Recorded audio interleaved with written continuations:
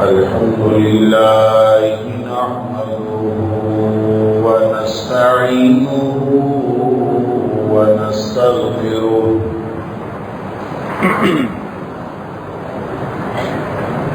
الحمد لله نحمده ونستعينه ونستغفره ونؤمن به ونتوكل عليه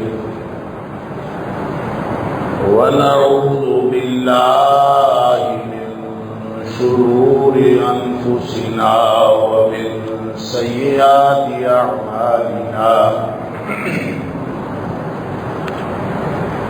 من يهده الله فلا مضل له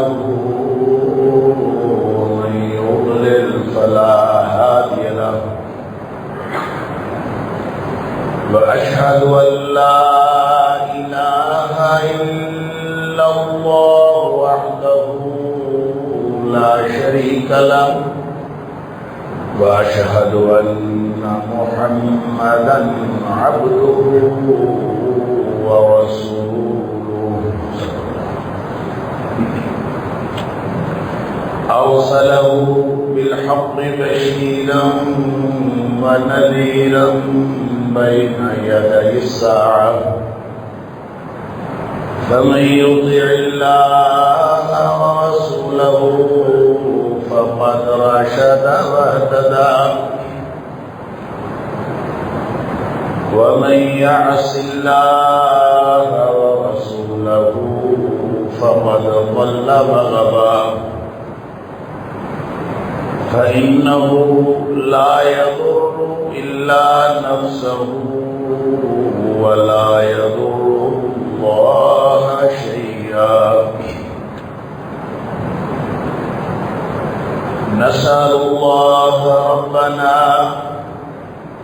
أن يجعلنا ممن يطيعه ويطيع رسوله ويتبع رضوانه ويجتنب سخطه فإنما نحن به وله أما بعد فإن خير الحديث كتاب الله وخير الهدي هدي محمد صلى الله عليه وآله وسلم وشر الأمور محدثاتها وكل محدثة بدعة وكل بدعة ضلالة وكل ضلالة في النار فأعوذ بالله السميع العليم من الشيطان الرجيم من همزه ونفخه ونفثه بسم الله الرحمن الرحيم إن عدة الشهور عند الله 12 شهرا في كتاب الله يوم خلق السماوات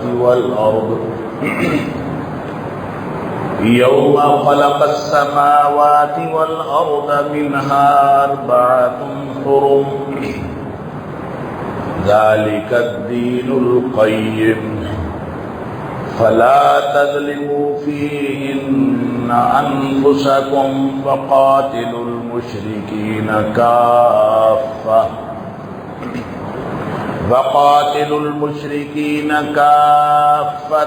كما يقاتلونكم كافة واعلموا أن الله مع المتقين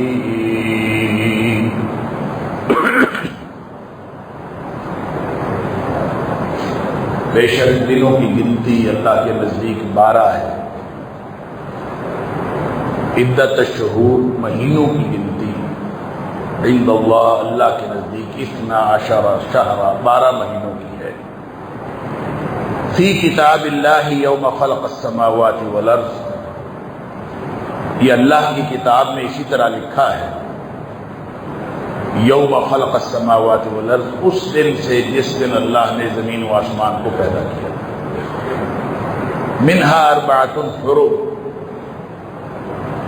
ان 12 مہینوں میں سے 4 حرمت والے مہینے، ذالک الدین القیم، یہی سیدھا دین ہے، فلا تظلموا فیہن انفسکم، بس ان مہینوں میں تم اپنی جانوں پر ظلم نہ کرو، وقاتلوا المشرکین کافۃ کما یقاتلونکم کافۃ، اور مشرکین کو ان کے ساتھ جہاد کرو سب مل کر، اسی طرح جس طرح وہ سب مل کر تمہارے خلاف لڑتے ہیں، وَاعْلَمُوا، اور جان لو، ان اللہ مع المتقین، کہ بے شک اللہ جو ہے وہ ان لوگوں کے ساتھ ہے جو تقوی رکھتے ہیں، اللہ کی مرضی سے زندگی گزارنے کی کوشش کرتے ہیں اور اللہ کی ناراضگی سے بچنے کی کوشش کرتے ہیں۔ صدق اللہ العظیم۔ دن اور مہینے اللہ کے بنائے ہوئے ہیں، یہ سارا نظام اللہ نے بنایا، حتیٰ کہ اس پورے نظام کے اندر خیر کے ساتھ ساتھ جو شر ہے اس کی تخلیق بھی اللہ کریم نے ہی فرمائی۔ خیر و شر کا خالق بھی وہی ہے۔ شر اس لیے بنایا تاکہ تمہارا امتحان کیا جا سکے کہ کون شر سے بچتا ہے اور کون خیر کی طرف آتا ہے اور کون خیر کی طرف نہیں آتا اور شر کی طرف چلا جاتا ہے۔ یہ امتحان کرنے کے لیے اللہ نے شر بھی بنایا۔ گویا زمان کی بات ہو یا مکان کی بات ہو، ہر چیز اللہ کی تخلیق کرتا ہے، لہذا کسی بھی چیز میں برکت اور نحوست کا فیصلہ بھی اللہ کرتا ہے، کسی چیز کی فضیلت اور عدم فضیلت کا فیصلہ بھی اللہ کرتا ہے، اور اس نے یہ فیصلے فرما دیے،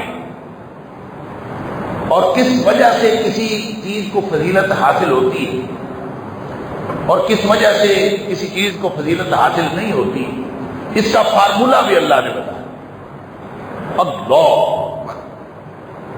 مثلاً بعض تو اوقات ایسے ہیں یا بعض گھڑیاں ایسی ہیں یا بعض دن ایسے ہیں یا بعض مہینے ایسے ہیں جس کو اللہ کریم نے برکت والے مہینے قرار دے دیا، برکت والے دن قرار دے دیا، برکت والی گھڑیاں قرار دے دیا، قبولیت کی گھڑیاں قرار دے دیا۔ جمعے کے دن نبی پاک صلی اللہ علیہ وسلم نے فرمایا ایک ایسی گھڑی ہے جو قبولیت کی گھڑی ہے۔ جمعہ اور جمعرات اور جمعے کی درمیانی شب میں ایک گھڑی آتی ہے جو قبولیت کی گھڑی ہوتی ہے۔ ہر رات میں نبی پاک صلی اللہ علیہ وسلم نے فرمایا ایک گھڑی ایسی آتی ہے جو قبولیت کی گھڑی ہوتی ہے۔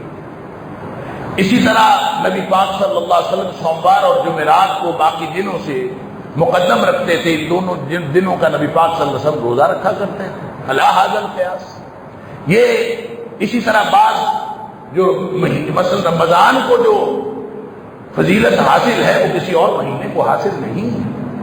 یہ فضیلتیں کس نے دی ہیں؟ یہ اللہ نے فضیلتیں دی ہیں، اور ہر چیز کی چاہے وہ زمان کی فضیلت ہے وہ اللہ کی دی ہوئی ہے، چاہے مکان کی فضیلت ہے تو مقام کون سا اچھا ہے، ظاہر ہے جو مکہ مکرمہ اور مدینہ منورہ کو فضیلت ہے وہ کسی اور جگہ کو نہیں ہے۔ یہ فضیلتیں اللہ نے عطا کی۔ اس کے بعد اگر تیسرے نمبر پر کوئی فضیلت ہے تو وہ مسجد اقصیٰ کو ہے، اور پھر ساری جگہ یہ جو مسجدیں ہیں ساری جگہوں میں سے، تمام جگہوں میں سے نبی اکرم صلی اللہ علیہ وسلم نے فرمایا ان احب البلاد الی اللہ، سارے شہروں میں سے، ساری سرزمینوں میں سے، ہر جگہ میں سے اللہ کو جو سب سے زیادہ پسند ہے مساجدہا، وہ مسجدیں ہیں، یہ ٹکڑے اللہ کو زیادہ پسند ہیں۔ یہ فضیلت اللہ نے دی۔ یہ جو چار دیواری ہو جاتی ہے اور اس کو مسجد کا نام دے دیا جاتا ہے وہ اللہ کے نزدیک جو ہے وہ بہترین جگہ بن جاتی ہے۔ تو یہ ساری فضیلتیں چاہے وہ مکان کی ہوں چاہے وہ زمان کی ہوں یہ اللہ کی دی ہوئی، لہذا کسی چیز کی فضیلت کا تعلق کسی کے کہنے سے یا کسی واقعے کے رونما ہونے سے نہیں ہوتا. ہاں البتہ یہ ضرور ہوتا ہے کہ جو لوگ اعمال کرتے ہیں ان کے اعمال کرنے کی وجہ سے بعض اوقات جو ہے یا بعض جگہ جو ہے وہ منحوس ہو جاتی ہیں. لوگوں کے اعمال کی وجہ سے چیزیں اور جگہیں منحوس ہو جاتی ہیں کیونکہ ان کے اعمال ایسے ہوتے ہیں. لوگوں کے اعمال کی وجہ سے وہ چیزیں اور جگہیں چاہے وہ برکت والی ہوں وہ منحوس ہو جاتی ہیں. اسی طرح لوگوں کے اچھے اعمال کی وجہ سے جو گھڑیاں ہیں، جو معمولات ہیں، جو دن ہیں، جو مختلف جگہیں ہیں وہ برکت والی ہو جاتی ہیں صرف اس وجہ سے کہ لوگ اس کے اوپر اچھے اعمال کرتے ہیں. قرآن نے ان دنوں کو، جن دنوں میں قوم عاد پر عذاب آیا، ان دنوں کو قرآن نے ایام النحسات کہا ہے. منحوس دنوں میں عذاب ہے. وہ دن منحوس تھے جن دنوں میں قوم عاد کے اوپر عذاب آیا. اب وہ منحوس دن کون سے تھے؟ خود قرآن کہتا ہے سبع لیال و ثمانیۃ ایام حسوما. ان کے اوپر جو عذاب آیا تھا نا وہ 7 راتیں اور 8 دن مسلسل آیا تھا. 7 راتیں اور 8 دن مسلسل عذاب آیا. تو یہ مسلسل عذاب آنے سے اس میں جمعہ بھی آ گیا، اس میں قبولیت کی گھڑیاں بھی آ گئی، اس میں جمعرات بھی آ گئی، اس میں ہر رات کی مقبول گھڑیاں بھی آ گئی، اس میں سوموار بھی آ گئی. سارے دن ساری گھڑیاں آ گئی لیکن وہ کوئی بھی گھڑی ان کے لیے مبارک نہیں رہی. ہر گھڑی منحوس بن گئی. ایام النحسات، کیونکہ کرتوت ان کے ایسے تھے. ان کے کرتوتوں کی وجہ سے جب عذاب ان کے اوپر آیا تو ان کے لیے وہ سارے دن منحوس بن گئے. اس کا مطلب یہ نہیں ہے کہ یہ سارے دن منحوس ہیں، دن مبارک ہی ہیں. جس کے جیسے کرتوت ہوں گے ویسے دن ان کے لیے بن جائے. وگرنہ فضیلت جو ہے وہ سوائے اللہ تعالیٰ کے اور کوئی نہیں دے سکتا. اللہ فضیلت دے یا نبی کریم صلی اللہ علیہ وسلم اطلاع دے کہ اللہ کو فلاں چیز پسند ہے، اللہ کو فلاں چیز پسند نہیں ہے، اس سے فضیلتیں ملتی ہیں. اس کے علاوہ تو کوئی اور فضیلت کا کوئی معیار نہیں. لہذا جہاں تک مہینوں کی بات ہے، اللہ نے اس سورہ توبہ کی آیت نمبر 36 کے اندر جو میں نے آپ کے سامنے تلاوت کی ہے، اللہ کریم نے پورے تمام 12 مہینوں کا اللہ کریم نے ان کا مقام متعین کر دیا. فرمایا کہ گنتی اللہ کے نزدیک 12 ہی ہے، مہینے 12 ہی تھے. اور یہ آج 12 نہیں ہوئے، یہ جس دن اللہ نے زمین و آسمان کو تخلیق کیا تھا، جس دن وقت پیدا ہوا تھا، جس دن زمان کی تخلیق ہوئی تھی، جس دن زمان کی تخلیق ہوئی مہینے 12 ہی تخلیق ہوئے. اللہ نے پیدا ہی 12 کیے. اور جس دن 12 پیدا کیے یعنی یہ کون سا وقت تھا؟ یہ وہ وقت تھا جب زمین و آسمان تخلیق ہو رہے تھے. اور جس دن زمین و آسمان تخلیق ہوئے مہینوں کو 12 بنایا، اسی دن ان میں سے 4 کو حرمت والا بنایا. منہا اربعۃ حرم، اسی دن طے کر دیا کہ 12 مہینوں میں سے 4 مہینے جو ہے حرمت والے تھے. اب اس کا مطلب یہ ہوا کہ اس کا تعلق نہ کسی کے رسم و رواج سے ہے، نہ کسی واقعے کے ساتھ ہے، نہ عربوں کی اپنی ذاتی ذوق کے ساتھ ہے. یہ جو حرمت والے مہینے مقرر ہوئے یہ عربوں کے ذوق کے مطابق نہیں ہوئے، نہ عربوں نے اپنی مرضی سے کیے. اللہ نے فرما دیا منہا اربعۃ حرم. پہلے دن سے گنتی 12 ہے. پہلے دن سے جس دن یہ زمین و آسمان تخلیق ہوئے گنتی بھی 12 ہے اور مہینے 12 ہے. ان میں سے 4 حرمت والے ہیں. یہ طے ہو گیا. یہ بات بتا دینے کے بعد یہ کافی تھی، لیکن فرمایا ذالک الدین القیم. اللہ اکبر. ان میں سے 4 جو ہیں حرمت والے ہیں. یہ سیدھا سیدھا دین ہے. یہ سادہ سی بات ہے کہ اللہ نے حرمت والے مہینے بنائے. تم کون ہوتے ہو کسی مہینے کو کسی مہینے کے ساتھ، کسی مہینے کو کسی واقعے کے ساتھ جوڑنے والے تم کون ہو؟ ذالک الدین القیم، یہ سادہ سا دین ہے۔ فلا تظلموا فیہن انفسکم، اپنی جانوں پر ظلم نہ کرو ان 4 مہینوں کے بارے میں۔ اس کے 2 معنی ہیں۔ اس کا ایک معنی تو یہ ہے کہ ان حرمت والے مہینوں کے اندر کوئی ایسی حرکت نہ کرو جو تمہارے اوپر ظلم ہے۔ ہر مہینے میں گناہ ہے، لیکن ان 4 مہینوں میں گناہ کرو گے وہ زیادہ بڑا گناہ ہے۔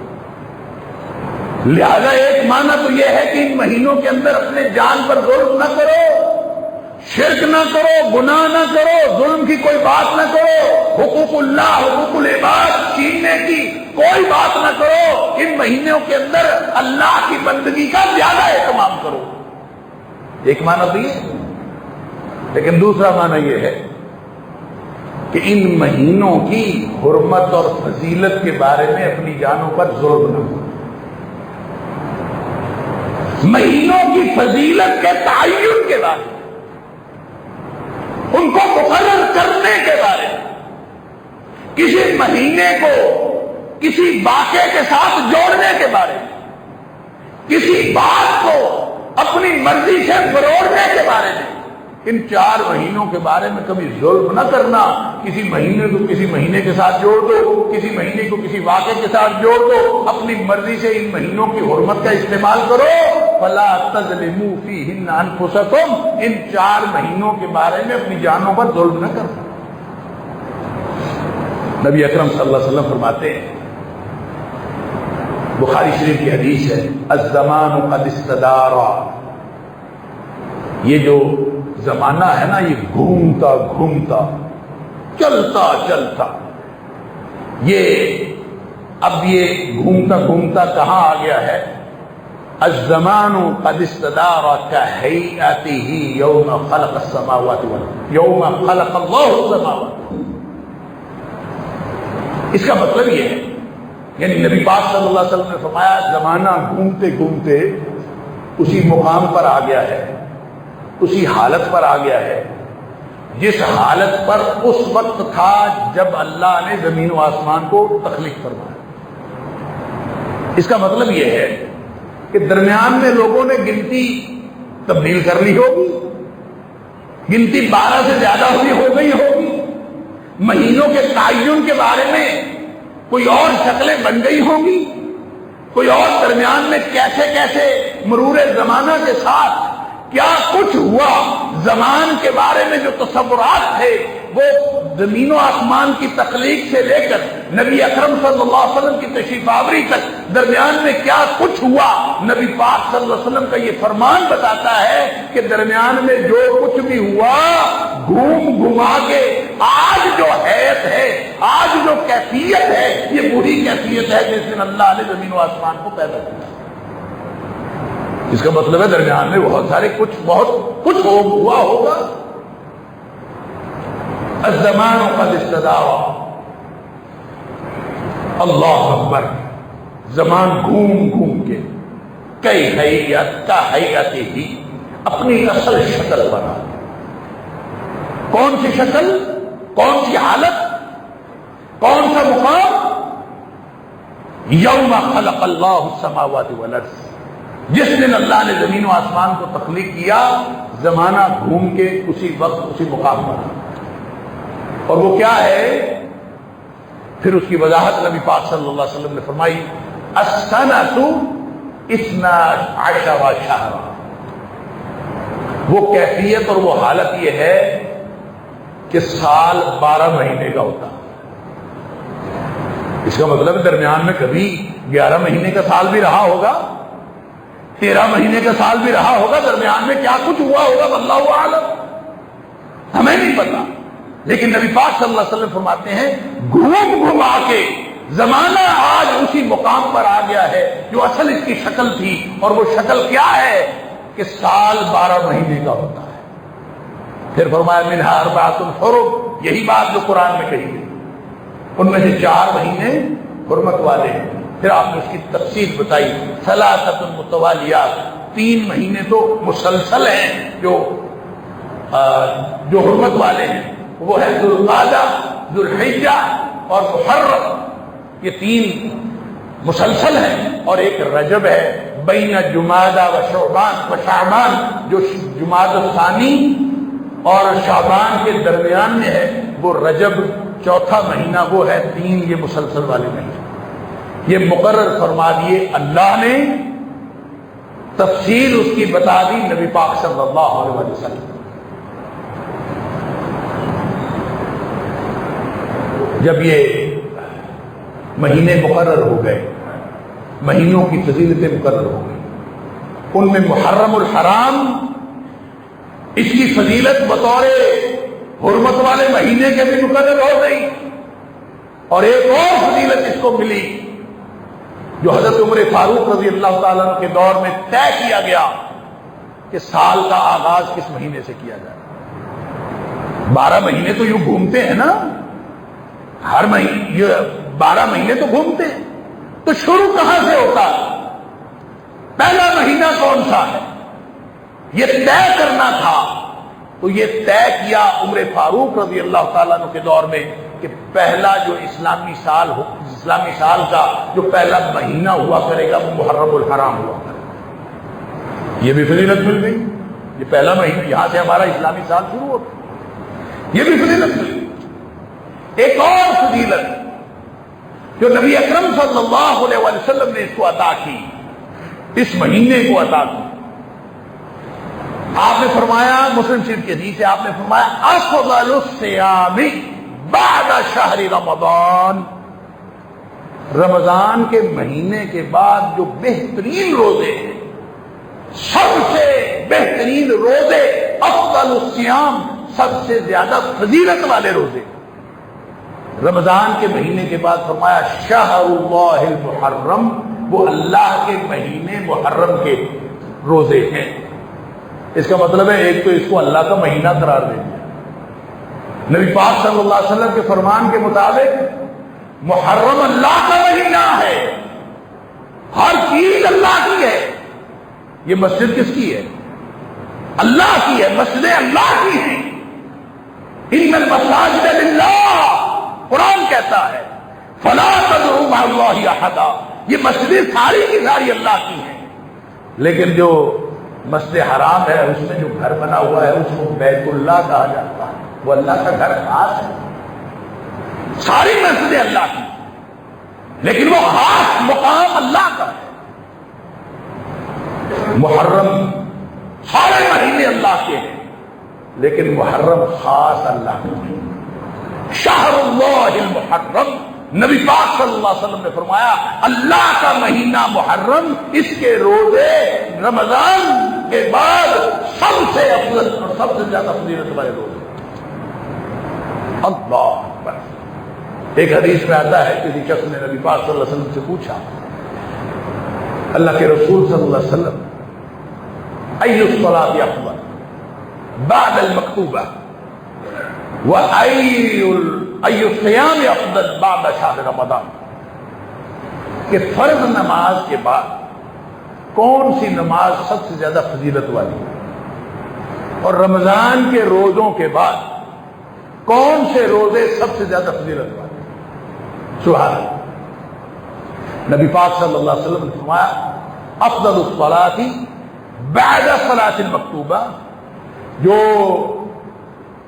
فرض نماز ہے اس کے بعد سب سے بہترین نماز وہ ہے الصلاۃ فی جوف اللیل، جو رات کے اوقات میں رات کو اٹھ کے نماز پڑھی جائے، فرض نماز کے بعد سب سے بہترین نماز وہ ہے، سب سے زیادہ فضیلت والی نماز ہے۔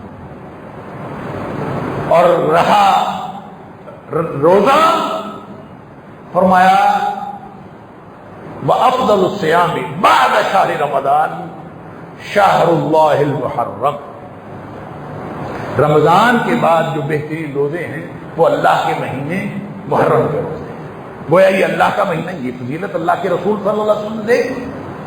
اب یہ فضیلت الگ ہے، یہ اللہ کا مہینہ، سارے مہینے اللہ کے ہیں، یہ اللہ کا مہینہ ہے، اس کی خاص بات کیا ہے اللہ کو معلوم۔ رمضان کے بعد اس کے روزے سب سے زیادہ افضل ہیں، اور اس میں خاص طور پہ جو عاشورہ کا روزہ، نبی کریم صلی اللہ علیہ وسلم عاشورہ کا روزہ رکھا کرتے تھے۔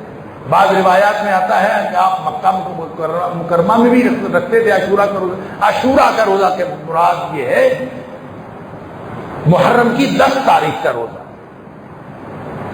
اور ایک روایت میں آتا ہے کہ نبی پاک صلی اللہ علیہ وسلم جب مدینہ منورہ تشریف لائے ہیں تو آپ نے دیکھا یہودی 10 محرم کا روزہ رکھتے ہیں۔ نبی کریم صلی اللہ علیہ وسلم نے پوچھا کہ یہ کیوں روزہ رکھتے ہیں؟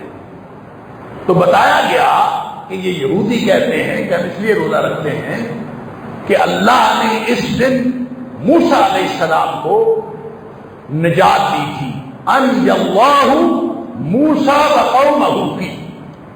اس دن میں اللہ نے موسیٰ علیہ السلام اور اس کی قوم کو نجات دی تھی۔ وغرق فرعون وقومہ، اس دن فرعون اور اس کی قوم کو غرق کیا۔ جس دن فرعون غرق ہوا اور جس دن بنی اسرائیل جو ہیں اور حضرت موسیٰ علیہ السلام کی قوم جنہوں نے نجات حاصل کی فرعون سے، وہ دن عاشورہ کا دن تھا۔ اور اس لیے نبی پاک صلی اللہ علیہ وسلم فرماتے ہیں کہ جب بات ہوئی تو یہودیوں نے کہا موسیٰ علیہ السلام نے شکر کا روزہ رکھا تھا، صام موسیٰ شکرا، موسیٰ علیہ السلام نے شکر کا روزہ رکھا تھا، لہذا فنحن نصومہ۔ یہودی کہتے ہیں ہم اس لیے روزہ رکھتے ہیں کہ حضرت موسیٰ علیہ السلام نے شکر کا روزہ رکھا تھا، ہم بھی رکھتے۔ نبی پاک صلی اللہ علیہ وسلم نحن احق واولی بموسیٰ منکم، ہمارا تعلق موسیٰ علیہ السلام کے ساتھ تم سے زیادہ ہے، ہمارے زیادہ قریبی ہیں موسیٰ علیہ السلام، لہذا نبی پاک صلی اللہ علیہ وسلم نے اس دن کا روزہ رکھنا شروع کر دیا، 10ویں تاریخ کا۔ خود بھی روزہ رکھا، صحابہ کرام کو بھی کہا کہ تم بھی روزہ رکھا کرو، اور لوگوں نے عاشورے کا روزہ رکھنا شروع کیا۔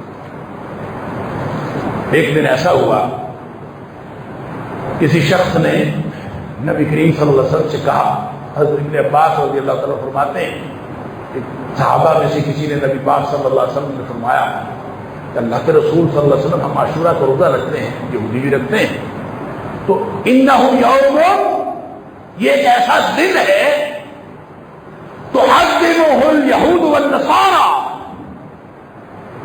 اس کی تو یہودی اور عیسائی تعظیم کرتے ہیں، یہودی اور عیسائی اس کی تعظیم کرتے ہیں، کیونکہ نبی پاک صلی اللہ علیہ وسلم کا عمومی مزاج یہ ہوتا تھا کہ آپ یہودیوں کی مخالفت فرماتے تھے ہر چیز میں۔ جب پتہ چل جاتا تھا نبی پاک صلی اللہ علیہ وسلم فرماتے تھے خالف الیہود والنصارى، خالف الیہود والمشرکین، خالف الیہود، یہودیوں کی مخالفت پہلے نمبر پر، مشرکین بعد میں اور عیسائی بعد میں، خالف الیہود۔ لہذا صحابی نے یہ بات جو ہے وہ نبی پاک صلی اللہ علیہ وسلم کو گویا یاد دلائی، یہودی تعظیم کرتے ہیں، وہ بھی اس کا روزہ رکھتے ہیں، ہم بھی روزہ رکھتے ہیں، کیا کریں؟ نبی پاک صلی اللہ علیہ وسلم فَإِذَا كَانَ العام المقبل انشاءاللہ تعالی صومنا اليوم التاسع، نبی کریم صلی اللہ علیہ وسلم نے فرمایا جب انشاءاللہ اگلا سال آئے گا نا تو ہم 9ویں کا روزہ رکھیں گے، صومنا اليوم التاسع، ہم 9 کا روزہ رکھیں گے۔ یہ نہیں فرمایا کہ 10 کا نہیں رکھیں گے، نہ یہ فرمایا کہ 10 کا نہیں رکھیں گے، نہ یہ فرمایا کہ 10 کے ساتھ 9 کا بھی رکھیں گے، کچھ نہیں، آپ نے صرف یہ فرمایا کہ آئندہ سال ہم 9 کا روزہ رکھیں، 9ویں کا روزہ رکھیں، بس یہ فرمایا۔ حضرت ابن عباس رضی اللہ تعالیٰ عنہ فرماتے ہیں کہ اگلا سال آنے سے پہلے ہی نبی پاک صلی اللہ علیہ وسلم اللہ کے پاس پہنچے، اگلا سال آئے۔ اب صحابہ کرام پریشان ہو گئے کہ اگلے سال 9ویں کا روزہ رکھنا ہے یا 10ویں کا رکھنا ہے، فضیلت اسی کی ہے۔ کسی نے صحابی نے پوچھا اللہ کے رسول صلی اللہ علیہ وسلم 10ویں کا روزہ رکھنے کی فضیلت کتنی ہے؟ آپ نے فرمایا یکفر السنۃ الماضیہ، یہ گزشتہ 1 سال کے گناہ معاف کروا رہے ہیں، 1 سال کے گناہ معاف ہوتے ہیں۔ لیکن اب رکھنا کون سا ہے؟ 9 کا رکھنا ہے کہ 10 کا؟ اس سے پھر ایک اختلاف پیدا ہو گیا، اور آج تک مختلف لوگ جو ہیں، مختلف علماء مختلف باتیں کرتے ہیں، کیونکہ یہ بات نبی پاک صلی اللہ علیہ وسلم اگر تو اگلے سال رکھ لیتے تو بات کلیئر ہو جاتی کہ آپ نے 9ویں کا صرف رکھا ہے یا صرف 9ویں 10ویں کا اکٹھا رکھا ہے، یہ پتہ چل جاتا، لیکن یہ پتہ نہیں چلا۔ اب علماء نے، کسی نے کہا 10ویں کا رکھنا ہی نہیں، صرف 9ویں کا رکھنا ہے، کسی نے کہا کہ نہیں، یہ صحابہ کے درمیان بھی اختلاف۔ اس سارے اختلاف میں آج تک کسی نہ کسی طور اختلاف چلا آ رہا ہے۔ بعض لوگ کہتے ہیں 9ویں 10ویں کا رکھنا ہے، بعض کہتے ہیں صرف 9ویں کا رکھنا ہے، بعض کہتے ہیں 10 اور 11 کا رکھ لیں، مخالفت یہود کی اس طرح بھی ہو جائے گی۔ لیکن اس ساری بات میں سب سے جو آتھینٹک بات ہے وہ حضرت عبداللہ بن عباس رضی اللہ تعالیٰ عنہ، جو اس حدیث کے راوی ہیں، یعنی خود اس حدیث کے راوی ہیں کہ نبی پاک صلی اللہ علیہ وسلم نے فرمایا تھا کہ اگلے سال ہم 9 کا رکھیں گے۔ اس حدیث کے راوی حضرت عبداللہ بن عباس رضی اللہ تعالیٰ۔ حضرت عبداللہ بن عباس کا اپنا قول امام بہقی نے سنن الکبریٰ کے اندر لکھا ہے کہ حضرت عبداللہ بن عباس رضی اللہ تعالیٰ نے فرماتے ہیں کہ صوم التاسع والعاشر وخالف الیہود، ان کا یہ اپنا قول ہے حضرت ابن عباس رضی اللہ تعالیٰ عنہ کا، جس کی امام ابن حجر وغیرہ نے کہا کہ سند بھی صحیح ہے۔ وہ فرماتے ہیں کہ 9 کا بھی رکھو اور 10 کا بھی رکھو، یوں مخالفت ہو جائے گی خالف الیہود، یوں یہودیوں کی مخالفت ہو جائے گی۔ لہذا جب راوی حدیث خود حضرت ابن عباس رضی اللہ تعالیٰ عنہ ہیں اور انہوں نے اس کا مفہوم یہی سمجھا ہے، تو میرے خیال میں سب سے زیادہ بہترین مفہوم وہی ہے جو راوی حدیث نے سمجھا ہے حضرت عبداللہ بن عباس۔ لہذا اب روزہ رکھنا ہے تو 9 اور 10 دونوں کا رکھنا ہے انشاءاللہ۔ یہ موسیٰ علیہ السلام کے نجات پانے کی خوشی میں روزہ تھا، تو یہ بھی ماقبل کی بات تھی، نبی پاک صلی اللہ علیہ وسلم نے اس کے اوپر مہر لگا دی، بات ہو گئی۔ نبی کریم صلی اللہ علیہ وسلم نے اس کی فضیلت متعین کر دی، ہو گئی، ساتھ 9ویں شامل ہو گئی، متعین ہو گئی۔ عاشورے کا روزہ تھا 10ویں تاریخ کا، یہ بات طے ہو گئی۔ اب قیامت تک کے لیے جو اس 10 محرم کی جو فضیلت ہے وہ اس کے روزے کی وجہ سے ہے کہ نبی پاک صلی اللہ علیہ وسلم اس دن روزہ رکھا۔ لہذا ہے مسلمانوں، اگر آپ نے 10 محرم کی کوئی فضیلت سمجھی ہے تو اس دن روزہ رکھو، 9 کا بھی روزہ رکھو، 10 کا بھی روزہ رکھو۔ رہ گئی یہ بات کہ 10 تاریخ کو کوئی واقعہ رونما ہو گیا، اور واقعہ کیا رونما ہوا کہ نواسہ رسول صلی اللہ علیہ وسلم حضرت حسین رضی اللہ تعالیٰ عنہ مظلومیت کے عالم میں شہید کر دیے، ان کو شہید کیا گیا۔ یہ واقعہ ہوا، یہ کب ہوا؟ نبی پاک صلی اللہ علیہ وسلم کے اس دنیا سے تشریف لے جانے کے 50 سال بعد، نصف صدی بعد، اور دین مکمل ہو گیا تھا۔ نبی کریم صلی اللہ علیہ وسلم کے اوپر یہ آیت نازل ہوئی تھی، الیوم اکملت لکم دینکم واتممت علیکم نعمتی ورضیت لکم الاسلام۔ دین مکمل ہوا ہے نبی کریم صلی اللہ علیہ وسلم کو، اور دین مکمل ہونے کے بعد 50 سال بعد ایک واقعہ ہوا، اس کا ہمارے دین کے ساتھ کیا تعلق؟ اس سے ہم نے کوئی دین کشید کر لیا؟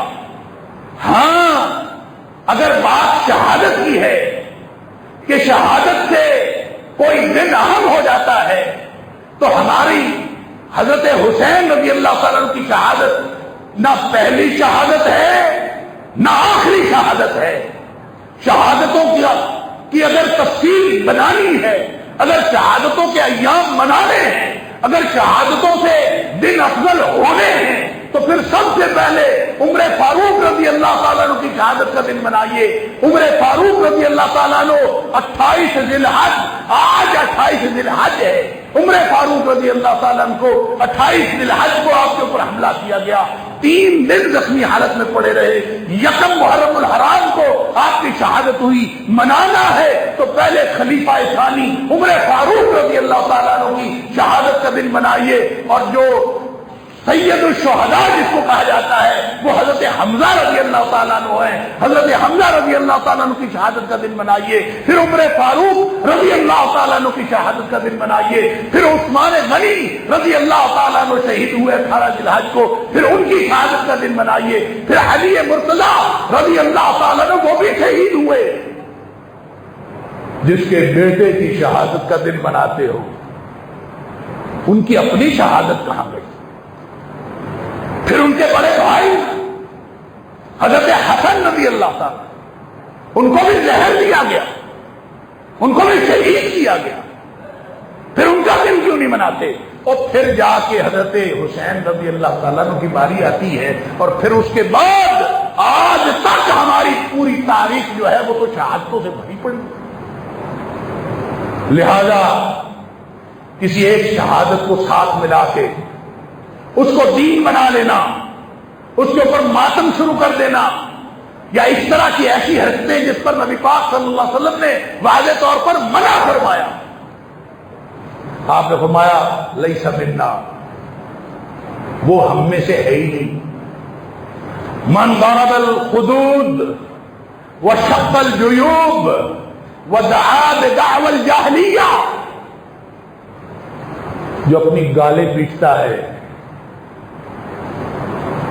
افسوس کے ساتھ غم منانے کے لیے, من ضرب الخدود, جو اپنی گالیں پیٹتا ہے, وشق الجیوب, اپنا گریبان پھاڑتا ہے, ودعا بدعوى الجاہلیہ, اور جس طرح کے بین جاہلیت میں کیے جاتے تھے اس طرح کے بین کرتا ہے, جو اس طرح کرے لیس منا, وہ ہم میں سے ہے ہی نہیں. لہذا دین پر عمل کیجیے. دین نبی پاک صلی اللہ علیہ وسلم کا ہے. ہر روز ہر 8ویں دن خطبے میں اور آپ ہم سب پڑھتے سنتے ہیں کہ نبی پاک صلی اللہ علیہ وسلم فرمایا وشر الامور محدثاتها, بدترین کام وہ ہے, بدترین کام ہر خطبے میں نبی پاک صلی اللہ علیہ وسلم پڑھتے تھے, بدترین کام وہ ہیں جو دین کے اندر نئے پیدا کر لیے. شر الامور محدثاتها, بدترین کام وہ ہیں جو نئے پیدا کر لی جائیں. وکل محدثۃ بدعہ, ہر جو نیا کام دین میں پیدا کیا گیا وہ بدعت ہے. وکل بدعۃ ضلالہ, ہر بدعت گمراہی ہے. وکل ضلالۃ فی النار, اور ہر گمراہی آگ کو لے جانے والی ہے. اب بتاؤ کس دین پر عمل کرنا ہے؟